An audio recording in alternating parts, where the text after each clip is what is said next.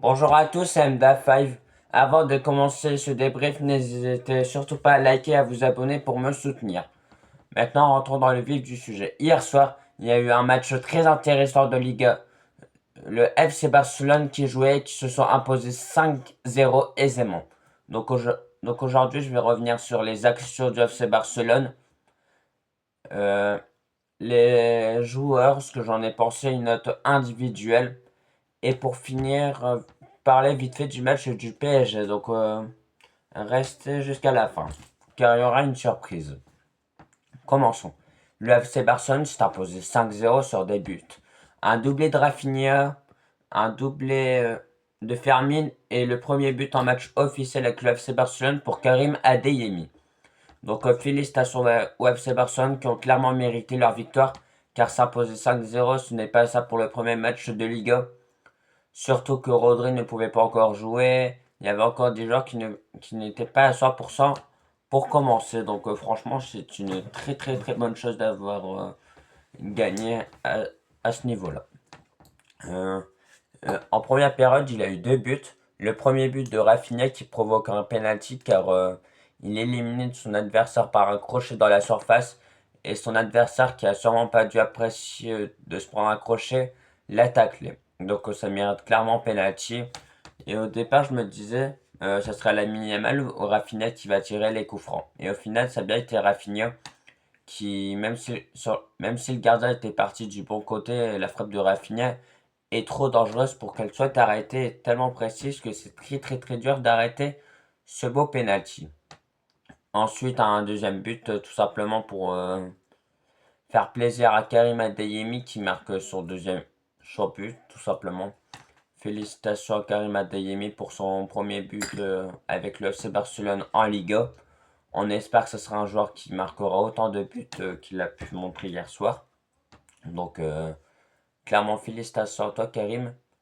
Et même Gordon, j'ai oublié d'en parler, mais il a fait une très bonne entrée parce que il a fait un doublé de passes décisives. Et sur le premier but, il aurait pu être égoïste vu qu'il était tout seul face au gardien, mais vu que son coéquipier était mieux placé, Fermin Lopez, il a décidé de faire la passe. Clairement, il a fait d'une grande maîtrise et d'un grand sens du collectif. Donc, félicitations à Gordon parce que on connaît combien d'attaquants auraient tenté tout seul et se seraient peut-être loupé. Mais non, Gordon a eu cette lucidité de passer le ballon pour Fermin. Mais le dernier but de Fermin pour son doublé, son contrôle lorsqu'il récupère le ballon, carrément ça lève son adversaire et après ça envoie d'une frappe. Franchement, elle était très très belle. Franchement, le but était d'une finesse et d'une beauté sublime. Et Lamine Yamal, il n'a pas fait un très bon match, je trouve. Il n'a pas encore été dedans, car on l'a pas énormément vu. Lamine Yamal s'est fait calmer par les adversaires. Mais ce n'est pas grave parce que, certes, Lamine Yamal n'a pas fait un très bon match, mais on connaît à quel point Lamine Yamal, euh, il, il est performant. Nous ne nous faisons pas peur pour Lamine, malgré qu'il a fait une mauvaise Coupe du Monde quand même, pour être honnête. Et, et voilà, tout simplement, félicitations au FC Barcelone. Je suis en train de réfléchir. Ah oui, franchement, le, le doublé de Rafinha, on se demandait tous qui allait jouer en 9. Ça allait être Karim Adeyemi qui allait plus être en numéro 9 ou Rafinha, mais c'était Rafinha qui l'a fait d'une maîtrise sereine. Franchement, Rafinha en 9, j'en avais déjà parlé, mais vu que c'est un ailier qui prend, comment dire, qui aime bien prendre le dessus, ça correspond à son style de buteur et franchement il a une très grosse finition. C'est une très bonne chose d'avoir mis Rafinha. Et si on n'arrive pas à voir Julian Alvarez, Rafinha serait une très bonne idée en buteur. À gauche, Karim Adeyemi qui a su provoquer du danger. Euh, franchement, l'adversaire a tiré quelques fois Elche, mais ça n'a pas été très très intéressant, je trouvais. Parce que certes, il y a eu deux frappes sur le poteau, une où Barça avait pensé que l'arbitre avait sifflé que ça avait été fait une faute pour le FC Barcelone dans leur surface. Mais non, le joueur a le temps de tirer, mais ça touche la barre. Et une deuxième fois, c'est sur une très bonne action et tir en dehors de la surface. C'est encore le poteau qui vient sauver les Catalans. Mais franchement, défensivement, on n'a pas été si catastrophique que ça, contrairement aux deux dernières saisons. Après, vous allez me dire que c'est pas un adversaire non plus si élevé que ça. Mais, mais il fallait quand même être décisif pour marquer autant de buts. Donc félicitations encore une fois. Et maintenant, parlons des joueurs un par un. Juan Garcia, franchement, il n'a pas eu grand-chose à faire à part faire un plongeon à un moment. Il sait pas trop. Il a dû se faire chier hier, je pense, vu que il avait quasiment aucune frappe cadrée. Donc, franchement, il a pu se reposer durant ce match, Juan Garcia. À gauche, je crois que c'était. Attendez que je réfléchisse. Ah oui, c'était Eric Garcia qui avait occupé le poste de latéral gauche. Moi, je pensais plus que ça allait être Gérard Martin, mais maintenant, Gérard Martin, il a été un très bon placement en défenseur central. Donc, c'est une surprise de le voir en défense centrale. Depuis mi-saison de la saison dernière, on a l'habitude de le voir en DC.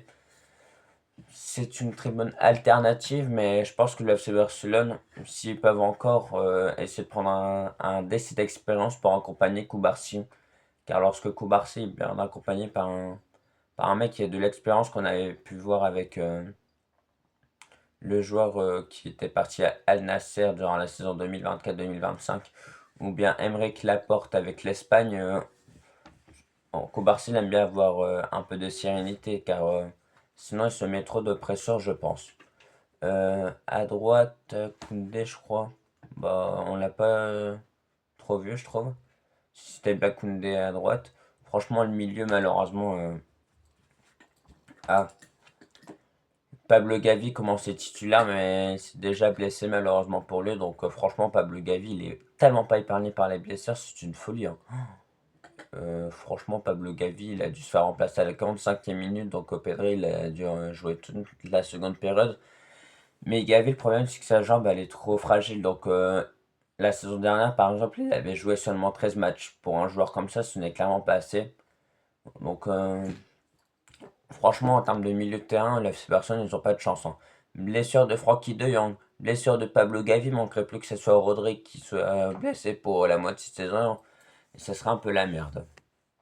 À côté, franchement, très bon match de la part de Fermin, qui a joué en 10. Franchement, rien à signaler.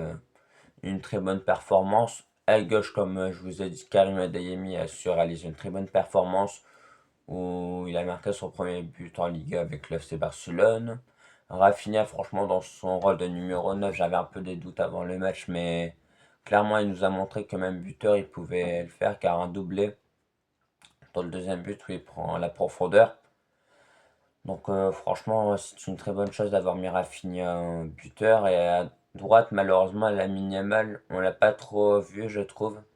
Son remplaçant Gordon, on l'a plus vu en faisant une double passe décisive. Donc c'est un peu un match en dessous de Lamine Yamal. Mais j'espère qu'il va vite rebondir parce qu'un jeune joueur comme ça, même si Lamine Yamal a énormément confiance en lui, eh ben, il peut avoir des craintes ou des doutes sur son niveau actuel. Donc qu'il retrouve vite son potentiel, son plein potentiel pour pourquoi pas la saison prochaine finir dans le podium pour le Ballon d'Or, c'est possible ça aussi. Et donc voilà, franchement, le FC Barcelone a proposé un football très alléchant. Le FC Barcelone montre qu'en Liga, ils vont avoir peur de personne, même pas le Real Madrid ni l'Atlético Madrid, car ça posait 5-0 sur le terrain adverse est dur, mais ils ont réussi à le faire tranquillement. Parce qu'en première période, il avait 2 buts, en seconde période, il a eu 3 buts dans les 15 dernières minutes. Donc voilà. Euh, Ferran Torres étant parti, c'est Rafinha qui occupe son poste. Et en parlant de Ferran Torres, je vais vite fait vous parler du match de Rennes-PSG. Rennes-PSG, le PSG, ils ont beaucoup galéré parce qu'en première période, ça perdait 2-0 sur le premier but d'Esteban Le Paul. Et donc forcément, lorsque tu perds 2-0 en mi-temps, tu as des doutes. Mais l'entrée de Fabien Ruiz et surtout de Ferran Torres a tout changé. Parce que Kvaratskhelia faisait une performance abominable. Ousmane Dembélé et retrouver sa finition d'avant le PSG. Donc clairement Ferran Torres en 10 minutes il a su marquer un très beau doublé. Et, et son coéquipier en Espagne maintenant au PSG, Fabien Ruiz a su faire une double passe décisive pour permettre à son équipe d'égaliser. Certes, c'est pas ce que le PSG attendait, je pense qu'ils espéraient au moins espéraient 3 points, surtout que le prochain adversaire ce sera pas encore facile, ce sera Lille qui aura sûrement vendu Ayoub Wadi pour 100 millions, donc il va pouvoir se renforcer. Mais franchement, le PSG de Lucho, forcément, première période, tu doutes, tu te dis, oh non, c'est peut-être pas la saison trop. Mais en seconde période, Mika Götze, il a fait du bien en entrant. Ferran Torres, forcément, comme je vous ai dit. Fabien Ruiz également. Donc, clairement, le PSG, ils ont douté toute la première période, mais ils ont retrouvé leur pleine confiance qui les animait en seconde période. Donc, félicitations aux deux équipes pour le match nul. Je pense quand même que Rennes doivent avoir un peu des regrets parce que se dire on gagne 2-0 en mi-temps et se faire égaliser en seconde période, ça doit faire mal. Mais d'un côté, ils doivent se dire on a réussi à faire on a réussi à prendre un bon point face au PSG, au double marqueur de la Champions League et on su faire le back-to-back. Donc d'un côté, je sais pas trop comment ils se comportent. Mais le problème avec le PSG, c'est que lorsque ils affrontent des blocs bas, j'ai l'impression que ça galère souvent. Ils n'arrivent pas à trouver la faille qui est suffisante. Bradley Barcola qui est encore en tribune comme Ibrahim Mbaye. Franchement, Bradley Barcola, j'espère qu'il va être vendu pour ses performances, hein.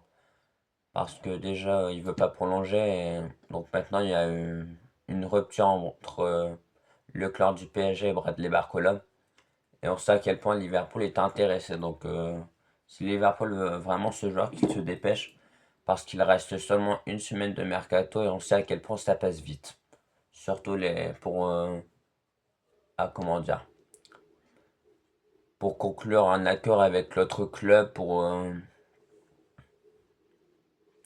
voilà, je me rappelle plus du nom pour voir s'il est en pleine forme bon, pour faire des tests médicaux à Liverpool. Donc franchement qu'il se dépêche. Et Ibrahim Mbaye, il y a beaucoup de clubs anglais qui s'intéressent. Il y avait aussi Leverkusen, donc on verra quelle destination Ibrahim Mbaye prendra.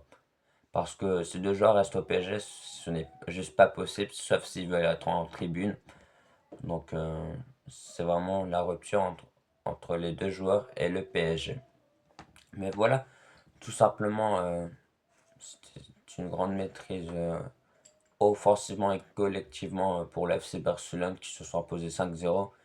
Et le PSG, comme je vous ai dit, a eu des doutes en première période, mais en seconde période, on se retrouvait leur pleine confiance. Donc c'est une très bonne chose quand même.